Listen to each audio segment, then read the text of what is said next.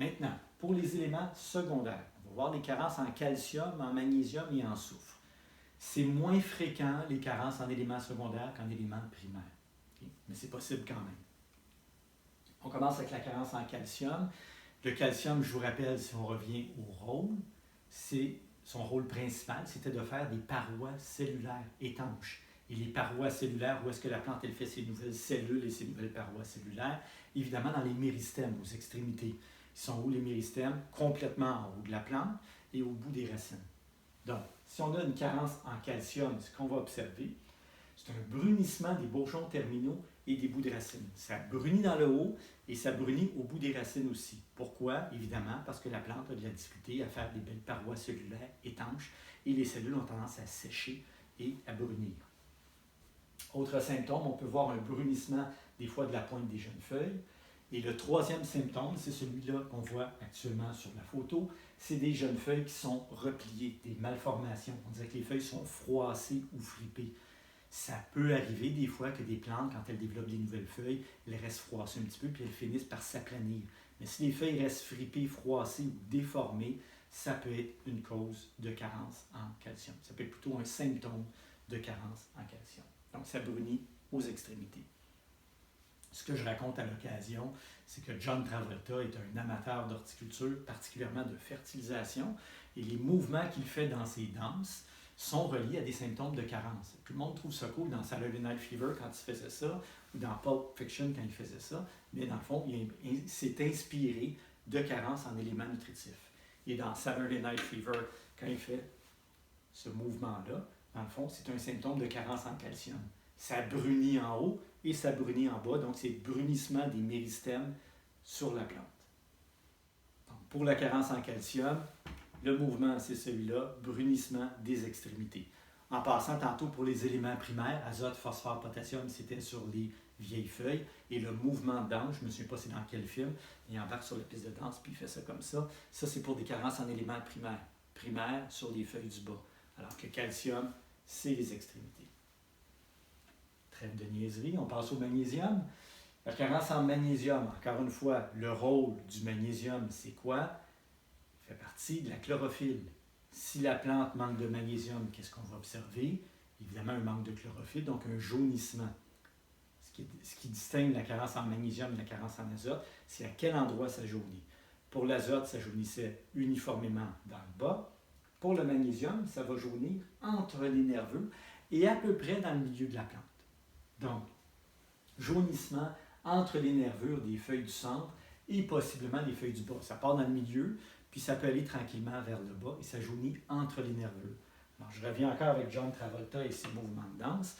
Dans Pulp Fiction, quand il fait ce mouvement-là, tout le monde trouvait ça bien cool. On se demandait où il avait trouvé ça. Mais il s'est inspiré d'une carence en magnésium. Au départ, il voulait le faire comme ça. M pour magnésium, mais il s'est dit c'est trop évident, fait qu'il l'a fait à deux doigts. Et pourquoi il l'a fait devant les yeux comme ça? Bien, les yeux, c'est dans le milieu du visage, et les carences en magnésium, c'est dans le milieu de la plante. Et pourquoi les doigts comme ça? Parce que ça jaunit entre les nerveux. Donc, ce mouvement-là, c'est un mouvement de carence en magnésium. Ça jaunit entre les nerveux dans le milieu de la plante. N'importe quoi. Carence en soufre, ça, c'est très rare. Pourquoi? Encore une fois, si on se réfère aux leçons précédentes, le soufre, c'est un élément qui est abondant. C'est un élément qui est déjà dans le sol. C'est un élément qui tombe sous la forme de pluie quand il tombe des pluies acides. Puis c'est un élément qui est présent dans plusieurs engrais. Donc, des plantes qui manquent de soufre, c'est très rare. Généralement, quand on trouve des photos de carences en soufre sur Internet, c'est des carences qui ont été provoquées dans des laboratoires, dans des essais de recherche pour montrer à quoi ça ressemble. Mais dans la vraie vie, c'est très rare qu'on voit des carences en soufre. Donc, le symptôme, premièrement, je viens de dire, c'est très rare. Et c'est jaunissement des feuilles, surtout les plus jeunes, qui peuvent devenir épaisses et dures. Donc, on le voit ici, les jeunes feuilles qui sont jaunies. Donc, ça peut être une carence en soufre. Mais je répète, c'est très rare les carences en soufre. On n'observe pas ça généralement dans une salle ou sur un terrain. Alors, voilà pour les carences en éléments secondaires. On a donc vu les carences en éléments primaires, azote, phosphore, potassium, les carences en éléments secondaires, calcium, magnésium et soufre. On est maintenant rendu aux carences en oligo-éléments.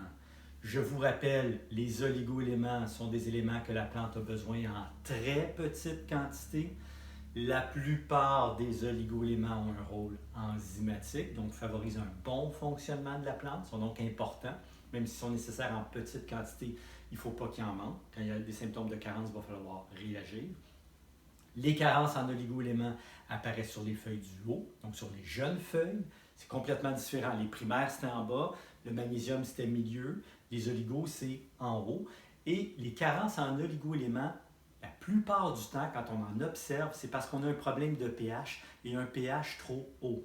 Quand c'est alcalin, les oligo-éléments bloquent dans le sol. Donc, quand on a une carence en oligo-éléments, le premier réflexe qu'on aurait, ça serait d'en apporter. Et généralement, ce n'est pas la solution. On doit d'abord vérifier le pH. Et dans la très grande majorité des cas, si on a des carences en fer ou en manganèse, par exemple, des carences en oligo, c'est que le pH est trop haut. Je vous donne la petite phrase facile à retenir. Carence en oligo sur les feuilles du haut quand le pH est haut. Donc, la carence en oligo-éléments apparaît sur les jeunes feuilles quand le pH est trop élevé. Donc, carence en oligo sur les feuilles du haut quand le pH est haut. Et dernière petite chose avant qu'on les voit individuellement, les carences en oligo-éléments. Les carences les plus fréquentes en horticulture, c'est feuilles jaunes, feuilles jaunes, feuilles jaunes. C'est-à-dire feuilles jaunes dans le bas, carence en azote, c'est la carence la plus fréquente. Feuilles jaunes dans le milieu, carence en magnésium, on l'a vu tantôt, ça aussi c'est très fréquent. Et feuilles jaunes en haut, c'est la carence en fer et en manganèse, surtout le fer. Donc ça aussi c'est assez fréquent. Donc si les feuilles jaunissent dans le bas, carence en azote, jaunissent dans le milieu, carence en magnésium, jaunissent dans le haut, carence en oligo, principalement le fer. Alors on va les voir une par une. On commence avec les deux premières, on les a regroupées, la carence en fer et en manganèse. Pourquoi on les met ensemble? Parce que les symptômes sont très semblables. Carence en fer ou carence en manganèse, c'est dur à distinguer et très souvent, dans la vraie vie, quand il manque d'un, il manque souvent de l'autre. Donc, et très souvent, pour corriger les carences en oligo-éléments, on va le voir plus tard, on utilise un produit qui contient tous les oligo-éléments en même temps. Donc, carence en fer et manganèse, ça se ressemble beaucoup. Et c'est quoi le symptôme? Je l'ai dit tantôt, jaunissement des jeunes feuilles. Ça jaunit dans le haut. Les bouts des branches, donc les jeunes feuilles sont en train de sortir, vont jaunir. Et généralement, ça va ressembler beaucoup à la carence en magnésium. Ça va jaunir entre les nervures. Mais comme je disais tantôt, ça ne jaunira pas au même endroit. Le magnésium, c'est dans le milieu. Les oligos, c'est en haut. Donc, si on regarde les feuilles ici, les jeunes feuilles, les nervures sont vertes et ça jaunit entre les nervures. Donc, comme je vous disais, pour l'aspect, si on a juste la feuille, ça ressemble à une carence en magnésium. Mais vu que c'est sur les feuilles du haut, c'est plutôt une carence en fer ou en manganèse. Et encore une fois, je répète, si vous voyez des carences en oligo-éléments, la première chose à faire, c'est de vérifier le pH. Probablement qu'il y a une correction de pH à faire. Le pH est probablement trop élevé. C'est pour ça que la plante n'est pas capable d'assimiler son fer et son manganèse. L'autre carence en oligo-éléments qu'on voit à l'occasion, c'est la carence en barre. Et la carence en barre ressemble beaucoup à la carence en calcium. Si vous vous souvenez de la carence en calcium, c'était les extrémités, donc les méristèmes en haut et les méristèmes en bas. C'est la même chose pour la carence en barre. Ça va brunir aux extrémités et il va y avoir aussi deux petits symptômes un petit peu différents de la carence en calcium, mais a priori, c'est les bourgeons qui brunissent en haut et en bas. Ça peut être le calcium ou le barre. Ça serait un test de pH qui nous dirait lequel des deux. Donc, carence en barre. Brunissement des bourgeons terminaux et des bouts de racines. Donc, comme pour le calcium, ça brunit aux extrémités. Et là où les symptômes sont un petit peu différents, la base des jeunes feuilles peut sécher et les pétioles peuvent être cassants. On voit ça des fois, des pétioles qui cassent, des feuilles qui tombent toutes seules.